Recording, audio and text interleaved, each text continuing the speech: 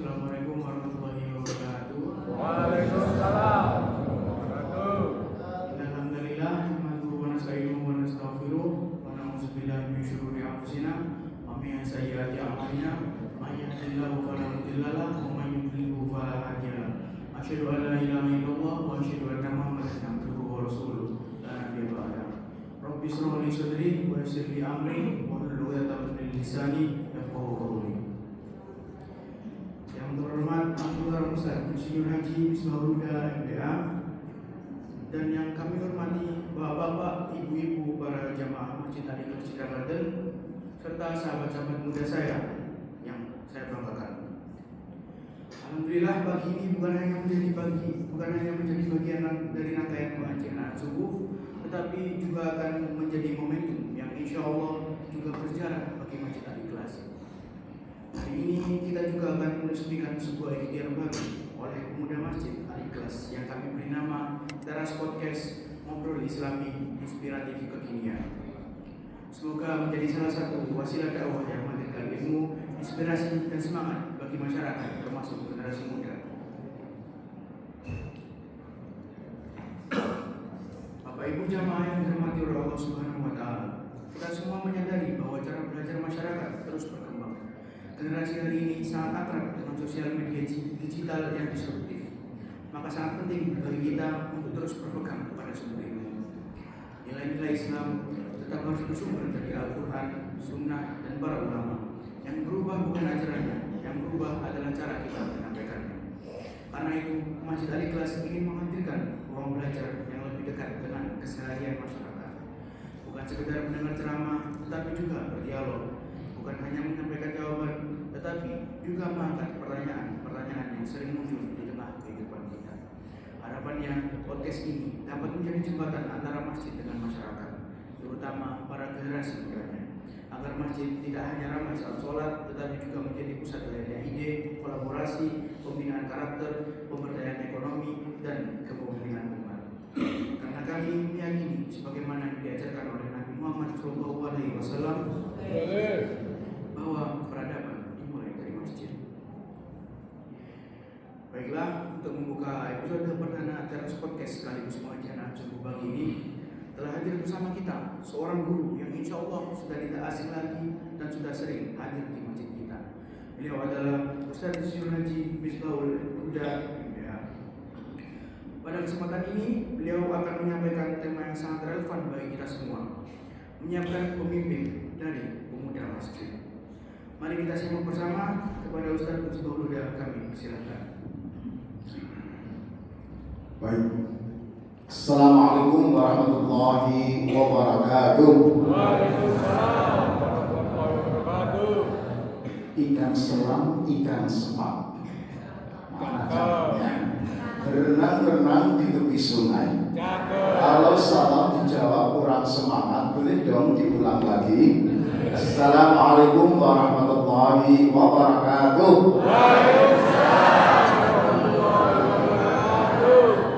Bismillah, alhamdulillah. Allahumma salli ala Sayyidina Muhammad wa ala ali Sayyidina Muhammad. Bapak Ibu jamaah Masjid Al-Ikhlas rahimakumullah, alhamdulillah Allah berkenan mempertemukan kita di rumahnya yang mulia bersama orang-orang yang mulia untuk sesuatu yang mulia. Mudah-mudahan kemuliaan ini menyertai kehidupan kita, generasi muda kita di dunia wal akhirah. Amin ya rabbal alamin. Allah menghargai dengan cara mengirim para malaikatnya ikut hadir sembari mengamini doa-doa kita. Pramila menika mumpung dihadiri para malaikat, saya doakan mudah-mudahan panjenengan semua barokah dan panjang umurnya, sehat semuanya, barokah dan berlimpah rezekinya, salih dan salihah anak cucunya, dan semoga segera lunas hutang-hutang. Sebuah teriak sama dengan saya, tapi gak apa-apa, toh ada pepatah baru yang membenarkan bahwa hidup tanpa hutang ibarat malam tak berbintang. Makanya Mak juga punya slogan baru yang membuat hati bergetar, bukan jatuh hati tetapi jatuh tempo. lain lagi di belakang wanita yang glowing ada pria yang gulung-guling. Baik Bapak Ibu rahimakumullah, podcast ngobrol Islami inspiratif kekinian. Konteks kekinian, kita menghadapi suatu zaman yang disebut dengan era disrupsi. Perhatikan ya.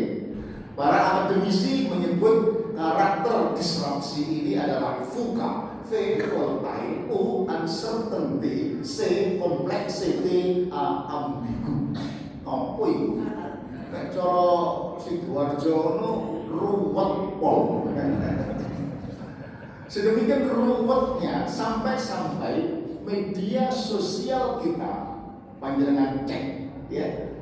Tahun 2 tahun terakhir ini dipenuhi oleh berita-berita yang menurut saya membuat telinga itu merah, pikiran ruwet, dada itu berdegup.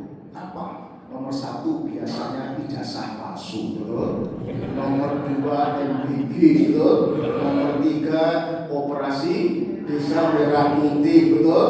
Nomor 4 kelangkaan energi, ya, di lumbung energi batu bara dan minyak, betul. Nomor 5 terakhir perang bintang. Mumet sing biyen menghukum saiki dihukum, ya. Yang biyen mengadili diadili, betul. Ruwet bukan? Nah, apa akar penyebabnya? Adalah lemahnya kepemimpinan, kosongnya kepemimpinan yang punya integritas, terpilih karena etikabilitas, bukan sekedar elektabilitas, popularitas, karena isinitas. Kenapa pemimpin? Pareto mengatakan nasib sebuah bangsa 80% ditentukan siapa pemimpinnya, bukan nama tetapi karakter. Sering saya menjelaskan ini dengan metode persamaan matematika SNP, persamaan dan pertidaksamaan. Masih ingat? Ibu diam gitu, ini biar gak bisa saya lalu. Persamaannya memetakan pulau Kalimantan, dulu Borneo. Satu pulau itu sumber daya alamnya kurang lebih sama, sepakat? Sumber daya manusia, DNA, genetiknya kurang lebih sama, sepakat? Perbedaannya. Karena sejarah pulau itu terbelah menjadi 3, Indonesia, Malaysia, dan Brunei Darussalam, betul? Pertanyaannya, negara mana yang paling tua merdekanya? Indonesia. Negara mana yang paling luas wilayahnya? Indonesia. Negara mana yang paling sengsara di dunia? Kok jangan yang gitu loh? How come? Kok bisa? Harusnya paling tua, paling besar, paling sejahtera. Kenapa kok menjadi tidak ideal, tidak sejahtera? Faktor 80% faktor kepemimpinan. Dulu zaman Bung Karno kita teriak ganyang Malaysia, sekarang kita ganyang Malaysia. Orang Lamongan, Pacitan dulu menjadi guru matematika di Kuala Lumpur, sekarang jadi DKI. Dengan Brunei tambah parah lagi. Oke, lanjut. Kauses dan Posner meneliti 10 negara maju, mengapa mereka bisa maju dikaitkan dengan presiden pilihannya. Ternyata negara maju tadi rakyatnya cerdas, memilih pemimpin yang berintegritas, yang berkualitas. Apa integritasnya atau kualitasnya? Tertinggi ternyata honesty, bahasa Arabnya adalah sidik. Nomor 2, visioner, bahasa Arabnya adalah amanah. Nomor 3, kompeten, bahasa Arabnya fatonah. Berikutnya inspiring, bahasa Arabnya adalah tabligh.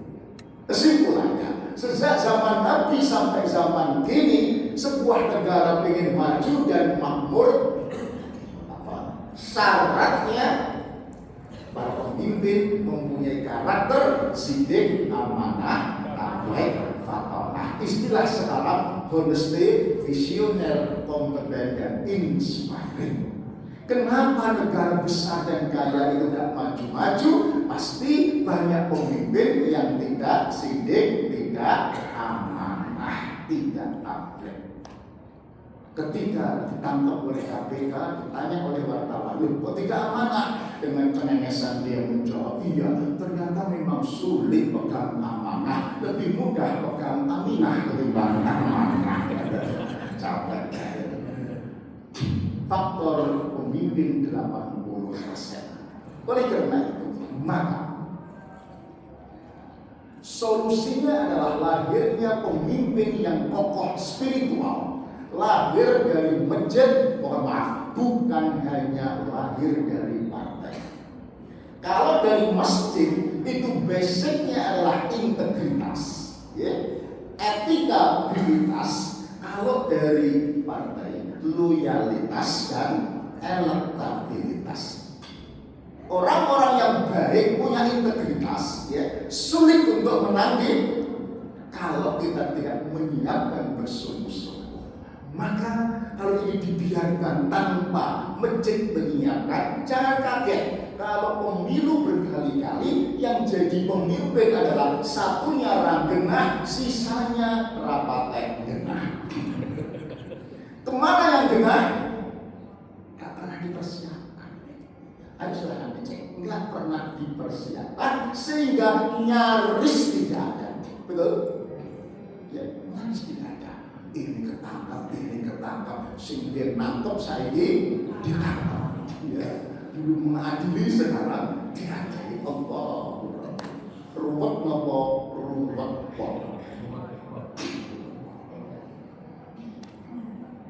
Apa itu integritas atau pemimpin yang karena spiritualitas? Adalah pemimpin anak muda kita yang mampu menghadirkan Allah tidak hanya ketika di masjid atau di mushola, tidak hanya ketika umrah atau puasa, tapi Allah hadir di mana saja, kapan saja, sedang apa saja. Ayatnya, wa idza sa'ala 'ibadi 'anni fa inni qarib.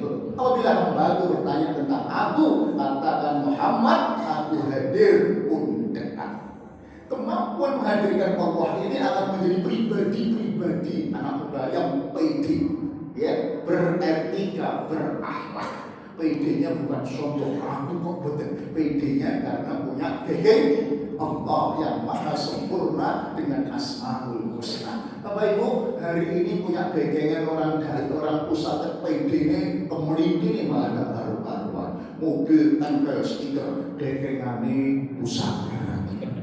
Mobil yang lain tempel, gegengane Porda, orang dalam. Kita ini gegengane yang maha sempurna dengan Asmaul Husna. Kok gak pede? Ada something wrong dalam keimanan kita. Gak percaya? Pemimpin yang lahir dari spiritual masjid itu jumlahnya gak seberapa, tapi kekuatan spiritualnya yang luar biasa. Contoh, Ibrahim mampu memenangkan Namrud, masih ingat? Ya, sendirian. Tidak masuk akal bukan? Istilah Jawa muka, nggak masuk akal itu masuk wilayah spiritual.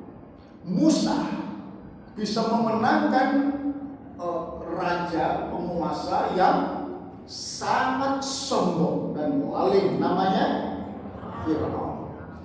Dalam Al-Quran diulang-ulang 74 kali. Di backup oleh oligarki namanya Korun, di backup oleh teknokrat namanya Haman, ulama Zuk namanya Balqam. Masih kan? Diulang-ulang. Gak masuk akal. Musa Harun memenangkan penguasa seperti itu. Gak masuk akal, itu mukal karena masuk wilayah spiritual. Perang Badar Rasulullah hanya 330 memenangkan 1000, gak masuk akal karena masuk termasuk kekuatan spiritual. Di Indonesia merdeka, rasanya nggak masuk akal melawan Belanda dan Jepang, ya. Tetapi kemudian para pendiri bangsa mengakui atas berkat rahmat Allah yang Maha Kuasa. Artinya atas kekuatan spiritual. Oke. Kemudian company mau balik numpang sekutu menyerang Surabaya. Masih ya? Dari Surabaya lahir pemimpin namanya Bung Tomo. Teriak Allahu Akbar, merdeka atau mati. Senjatanya menopo bambu runcing. Kok iso menang melawan bedil dan meriam? Mana ya? Gak masuk akal kan? Gak masuk akal, itu masuk wilayah spiritual. Sejarah membuktikan kekuatan spiritual itu powerful. Hanya kita lupa mengaksesnya. Tapi apa hanya itu? Apakah tidak penting intelektual, finansial penting? Boleh anak-anak muda kita cerdas intelektual, kaya finansial, ganteng, cantik, kuat secara fisikal. Tetapi kalau tidak matang spiritual, anak-anak kita pemimpin masa depan itu tidak akan sanggup lolos melewati ujian kehidupan ini. Banyak orang yang lulus umroh di kampus akademik tetapi gagal total menghadapi ujian di kampus kehidupan. Betul? Contoh, yang ketangkap KPK Bapak Ibu karena korupsi, itu orangnya pinter atau pinter sekali? Orangnya kaya atau kaya pol? Kenapa kok masih korupsi? Kurang apa? Kurang ajar. Kurang matang spiritual. Oke, ya sugih pinter, lah kok rela ngembat uangnya. Wah, itu tidak. Apa indikator matang spiritual untuk anak-anak muda generasi Gen Z?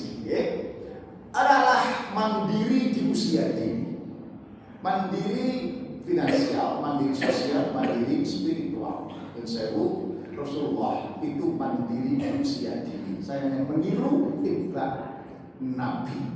Rasulullah 6 tahun sudah mandiri finansial, jual jasa gembala untuk uang tak seberapa demi membantu ekonomi pamannya yang tidak terlalu kaya. 6 tahun itu kelas 1 SD. Umur 12 tahun kelas 6 itu ikut berdagang bersama pamannya sampai ke Syam. Syam itu bukan pasar Wonokromo dulu. Syam itu 1000 km dari Mekah. Umur 17 tahun lulus SMA. Sedangkan umur berapa? 17. Kini sudah jadi fund manager regional trading company.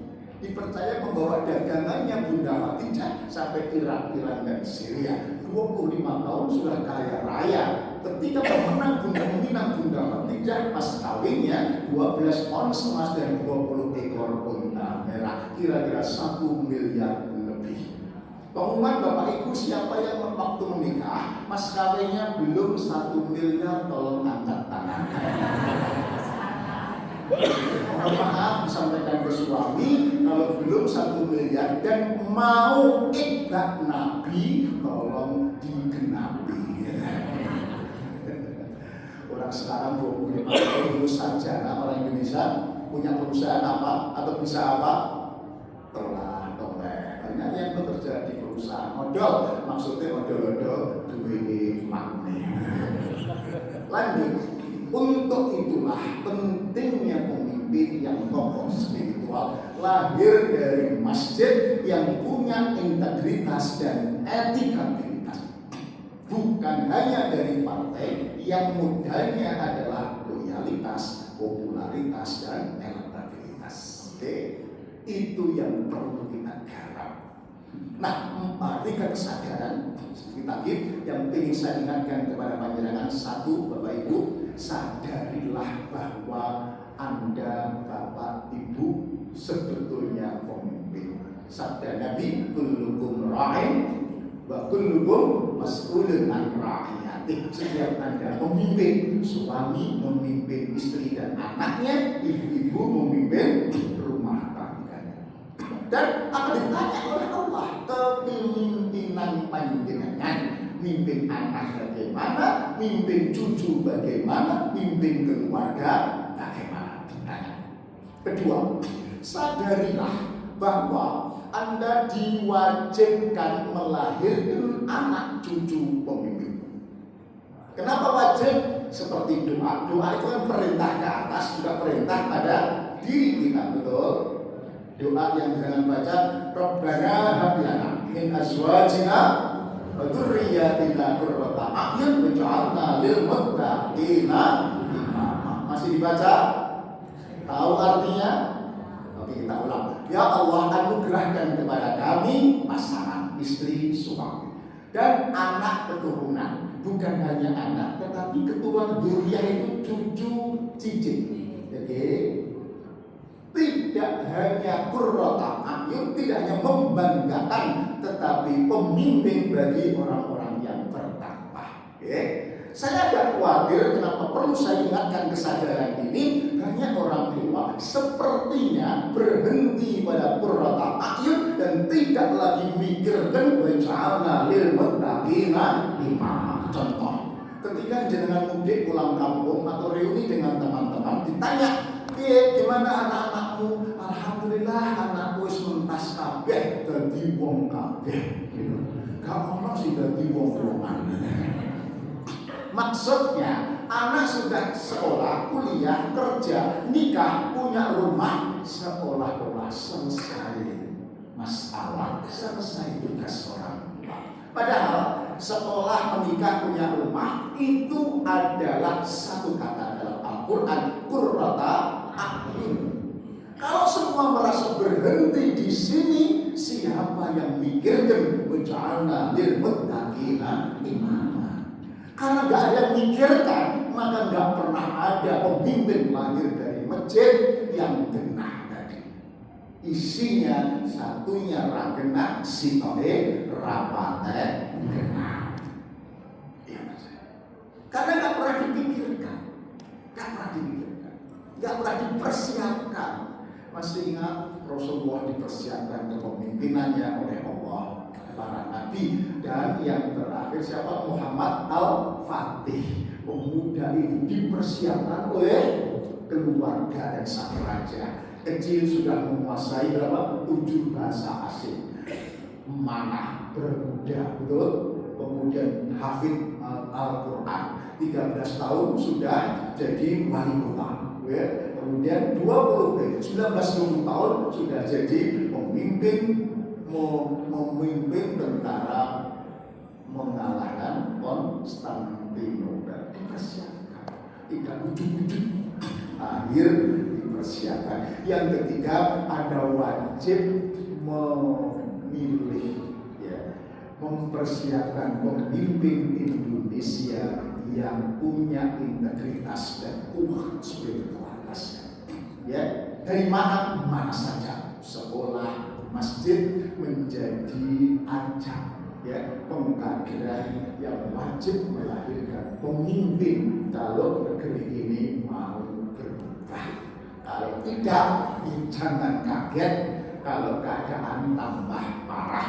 Atas kata orang bijak, karena takunu yuwalla alaikum, pemimpin itu mencerminkan para pemilihnya.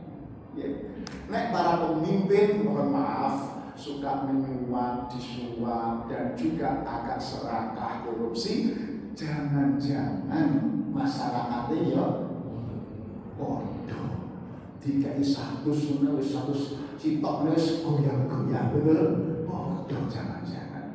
Mungkin jangan, saya enggak. Nah, yang enggak itu hanya satu jeniki, satu alhamdulillah. Jumlahnya tidak banyak. Yang terbanyak adalah rakyat yang bisa dibeli suaranya oleh oligarki. Pastikan masjid ini melahirkan pemimpin yang tidak bisa dibeli karena dia menyimbangkan jiwanya untuk Allah. Terakhir, kenapa bicara pemimpin? Kita diingatkan oleh Tun Naqib Al-Atas, intelektual muslim dari Malaysia. The most dangerous creature in the world is a man who is realized that he is a Khalifatullah, but at the same time he is forget as Abdullah. Makhluk paling berbahaya di dunia adalah orang, man, yang dia sadar sebagai pemimpin Khalifatullah, tetapi pada saat yang sama tidak sadar sebagai Abdullah. Jadi ragu serakah, seolah-olah tidak dipertanggungjawabkan sebagai hamba Allah. Itu di belahan sana. Di belahan sini ada umat Islam yang disindir the most useless creature in the world. Makhluk paling tidak berguna di dunia adalah manusia yang sadar sebagai hamba Allah, yang masjid, sholat, zakat, haji, but at the same time pada saat yang sama dia tidak sadar sebagai Khalifatullah, yang masjid, tidak peduli pada pemimpin, useless, tidak berguna. Bayangkan di sana makhluk paling berbahaya, di sini makhluk berkumpul tidak berguna. Melaku dewi-dewi betapa rusaknya. Banyak intelektual di sini, HP di perguruan tinggi, tetapi saat pinter-pinternya kita hanya bisa memberi saran masukan. Ditompo syukur, gak ditompo ya syukur, betul?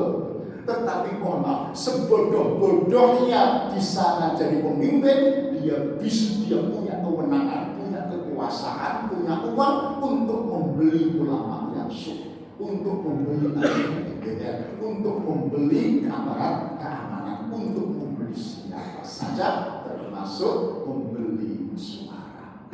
Bayangkan kalau orang-orang yang paling berbahaya tadi, the most dangerous, seperti itu, sementara orang-orang baik diam saja. Saya khawatir peringatan Khalifah Ali kerusakan sebuah bangsa bukan karena banyaknya orang jahat, tetapi karena diamnya orang baik. Assalamualaikum warahmatullahi wabarakatuh. Terima kasih Ustaz atas penyampaian ilmunya yang sangat menyenangkan. Insyaallah kita masuk pada sesi yang sedikit berbeda. Izinkan saya mewakili para jemaah muda yang tua ingin mengajukan beberapa pertanyaan Ustaz. Untuk yang pertanyaan pertama, Ustaz, hari ini kan banyak sekali pemuda yang memiliki semangat tinggi untuk berkumpul dan melakukan kegiatan-kegiatan. Akan tetapi Ustaz, banyak berkumpul di luar masjid daripada di luar masjid Ustaz.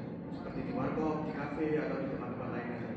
Nah Ustaz, bagaimana Ustaz caranya masjid ini agar tetap dirindukan oleh para pemuda, akan tetapi tidak menghilangkan citranya sebagai rumah ibadah? Ya, saya kira karena warkop lebih menarik dari masjid, betul. Bagaimana coba dirubah masjid menjadi lebih menarik, ada magnet yang lebih kuat atau sama kuatnya ketimbang warkop? Bisa, saya kira bisa. Coba yang mudah kita deteksi saja, ngapain saja mereka di warkop. Satu, kopi, betul. Kedua apa? Wifi gratis. Apalagi oke, sak kopi tok, kemudian mulai wifi sak keselip, betul, dengan kecepatan tinggi. Apalagi ada tempat yang cozy, betul ya. Mungkin enggak seperti itu diadakan di sudut sana. Kalau harus nunggu orang karyawan gaji tinggi sudah dianggap tanpa penunggu operator, namanya kafe kejujuran. Saya nggak tahu satu kotak begitu saja, atau kalau saya ada apa itu namanya, ada kontainer 20 feet yang disulap, kira-kira begitu ya. Kopi cukup dewe, snack cukup dewe, ono kaleng kejujuran, ono kursi. terbitkan matahari dari sana berarti sore hari buka ya, asar sampai jam 9 kira-kira begitu ya. Santai-santai, kalau panas ya ada apa namanya tenda yang portable kalau murah-murah kan kayak begitu untuk santai sore sampai 9 malam ya. Nah lebih hebat magnetnya nih kalau bayar ini gratis ini atau ngisi kaleng ya toh. Tadi beliau aja sudah Pak, tapi ya banyak tekornya. Sak tekor-tekore panjenengan masih murah ketimbang anak-anak kita kena narkoba. Betul. Di sana kena judi online, kena pinjaman online, ya terbulut di sana. Itu dodol mobil, dodol lapangan di desa tidak bisa nutup. Percaya? Halo? Percaya? Kalau hanya tanda petik masjid torok ya, sebetulnya 1.000, 200.000 menurut saya lumayan. Itu biaya untuk apa? Melatih anak-anak kita agar gemar ke masjid, tidak gemar ke kafe. Terus agar menjaga nilai bisa, misalnya wifi itu tidak untuk berselancar ke telepon, tidak untuk main kita karu-karuan, apalagi ya kan? Bisa ya, bisa. Hanya dipakai untuk apa? Kafe dan mengerjakan ini, belajar itu, mengerjakan tugas, ngobrol dengan teman-teman. Saya kira sama. Menurut saya, Terima kasih Ustaz atas jawaban pertanyaan pertama tadi. Lalu yang pertanyaan kedua yang seputar masjid. Kan yang Ustaz katakan tadi, masjid harus bisa menjadi magnet bagi anak-anak. Nah sekarang ini Ustaz, langkah-langkah sederhana yang bisa dilakukan oleh masjid agar perlahan mampu membangun ekosistem positif di lingkungannya Ustaz. Karena jika kita mengingat dahulu di zaman Rasulullah Ustaz, masjid bukan hanya menjadi tempat ibadah Ustaz, menjadi pusat pendidikan, tempat musyawarah, pembinaan, dan pengembangan perekonomian. Ya. Itu bagaimana Ustaz langkah-langkahnya masyarakat bisa mendekat ke masjid Ustaz? menurut saya masjid bukan hanya tempat ibadah, sholat, tetapi memberikan solusi atas persoalan anak-anak muda sekarang. Bapak Ibu, yang jadi persoalan muda sekarang apa kira-kira? Lalu apa? Misalnya pengangguran, betul? Pak Bu, hari ini pengangguran luar biasa, betul? Tiap tahun lulusan sarjana ribuan atau puluhan ribu, betul? Ya, terus mereka hanya dibekali untuk membuat lowongan atau melamar lowongan pekerjaan. Pertanyaannya, lowongannya ada apa enggak? Halo? Jangankan lowongan pekerjaan, gak kena PHK itu untung-untungan, betul? Krakatau Muslim ratusan PHK, pabrik mobil ribuan PHK, betul? Saya UNER sampai mengantisipasi Warek 4, ya bukan lagi hubungan antar lembaga, tetapi namanya Pak Prof Koko itu entrepreneur dan ekosistem pengembangan bisnis. Artinya kalau UNER tidak mempersiapkan anak-anaknya menjadi wirausaha, maka hanya akan meluluskan sarjana pengangguran. Betul? Itu saya sampaikan. Nah, maksud saya, kalau masjid ini bisa menghadirkan mentor, guru, atau doing business, saya di sini ada banyak pengusaha-pengusaha itu menjadi mentor. Saya kira saya juga ketua Ikatan Saudara Muslim di Indonesia Jawa Timur. Siap teman-teman mewakafkan ilmu, waktu, tenaga, pikiran untuk mendampingi adik-adik di sini yang memulai bisnis. Misalnya saya punya properti ya di Pantai Indah, kalau di Sidoarjo di Masangan, Cak Nohil punya pilar emas itu, di Madiun punya FLTP di Masangan 72 unit, di sana pusat unit di Madiun. Ya, meskipun semua sulit, Anda tahu semua. Dodol hari ini gak ada duit, ya. Sing tuku gak teko-teko, sing teko gak tuku-tuku. Dodol rusuh tok sing nyata. Tetapi kan the life must go on, betul. Kalau melamar kemana lagi? Kalau tidak Kalau yang di dunia masalah bisnis pakai dunia apa namanya desain deh, itu kan juga banyak di sini. Nah, ada komunitas ya, entah web desain atau membuat program-program apa, ada pendamping mentornya. Maka cara cepat untuk menjadi pengusaha itu bukan hanya ketemu dosen, ketemu mentor. Mentor itu tidak hanya mengajari, tetapi memberikan challenging, tantangan agar untuk naik kelas atau leveling kira-kira begitu. Nah, di sini pengusaha. Saya yakin beliau rela mewakafkan ilmu pengalamannya untuk mendampingi adik-adik yang pemuda. Betul? Halo, betul Pak. Betul. Ada yang jadi murid aku gak diajari, aku gak ngerti nau, aku diajari. Di mana-mana timbo itu kayak kata kiai boleh sumur, orang sumur pinter boleh timbo itu wale. Anda yang butuh ilmu, sowan para pengusaha, aku mau jadi jarang jadi tutulan kertas. Misalnya, apa boleh? Saya yakin boleh. Ya, Pak, saya jadi di marketing, properti, digital. Ya, ngomong saya langsung aja boleh.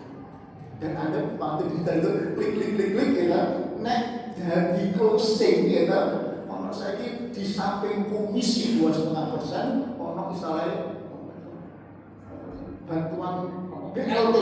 Soalnya BLT itu 5 juta, 20 juta plus komisi ini bisa hidup untuk 5 bulan sekaligus. Misalnya, ya banyak. Nek digawe ngumpet nang omah atau itulah atau ngumpet terus keluar ke masjid, ketemu teman, ketemu mentor. Nanti kan kalau terbuka pikiran kita. Langsung lanjut ke pertanyaan ketiga, kita merujuk kepada tema kita hari ini, yaitu menyiapkan pemimpin dari pemuda mahasiswa. Kalau Ustaz bisa berpesan untuk para pemuda mahasiswa seperti kami, apa Ustaz karakter yang harus kita miliki agar kita bisa menjadi pemimpin yang dicintai oleh Allah dan bermanfaat bagi masyarakat. Ya, di awal sudah saya singgung karakter yang dibutuhkan bukan hanya intelektual, bukan hanya kaya finansial, tetapi matang spiritual. Cara Jawa itu hakon tukopi, bertakwa dalam arti yang sebenarnya itu karakter. Karena pemimpin itu bicara karakter, bukan kecerdasan. Karakter itu Mas David, tidak bisa diceramahkan, tidak bisa dikuliahkan, tapi harus dilatih. Masjid ini mestinya tempat panggung untuk latihan. Pasti latihan jadi ini sangat pokok. Gaduh-gaduh tapi dia dibolak-balik gitu. Buddha salam, murid lali gak salam. Salam zaman SMP. Itu harus begitu. Contoh, siapa yang anak bukunya pengen jadi orang yang tahan banting? Siapa? Semua?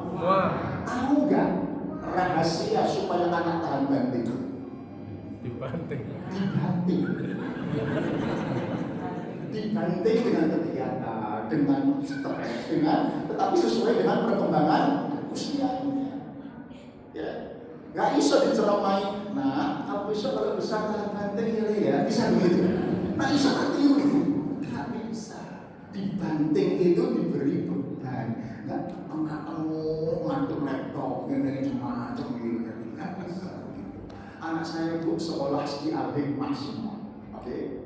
Tetapi kemudian 6 anak wajib kelas 2 SD sampai 2 SMA montel naik sepeda. Temannya diantar mobil mewah, nggak peduli. Di rumah ada mobil nganggur, no. Kamu harus naik sepeda montel agar dibanting-banting kepanasan, kehujanan, ya kadang-kadang ya jatuh diserempet gitu. Ya, tetapi kamu tidak boleh rendah diri, harus jadi pemimpin, ya, aktivis. Nomor 1, anak nomor 1 ketua OSIS, berikutnya wakil ketua OSIS, berikutnya sekretaris OSIS. Apalagi bidang akademik atau bidang prestasi, ya, yang cewek manajer yang IC sebuah itu manajer sepak bola. Tapi kok manajer sepak bola? Ternyata yang dimanajeri Bu Julian saiki ya wis lah. Apapun pokoknya wajib jadi aktivis, dan itu latihan untuk menjadi pemimpin, nggak bisa diceramahkan. Saya bilang itu soft skill, how to be, ya, akhlak dilatih.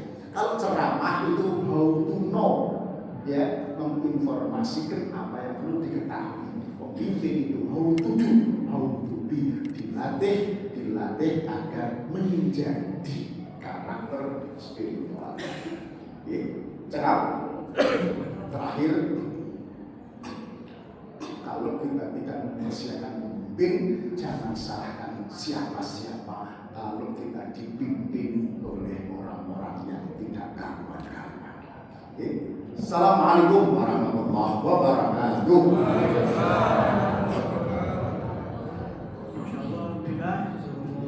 Semoga jawaban-jawaban dari pertanyaan tadi bisa menjadi bekal untuk kita semua. Alhamdulillah, Bapak Ibu jamaah yang dirahmati oleh Allah, kami meminta waktunya sebentar untuk mengagendakan peresmian program kami, yaitu program Teras Podcast Masjid Al-Ikhlas sebagai salah satu media dakwah dan pembinaan generasi muda. Untuk itu kami memohon doa dari Ustaz agar program ini selalu istiqomah menjadi media penyebar ilmu yang benar, menjadi jalan lahirnya generasi muda yang mencintai Masjid Ustaz. Al-Hadiyah Al-Fatihah.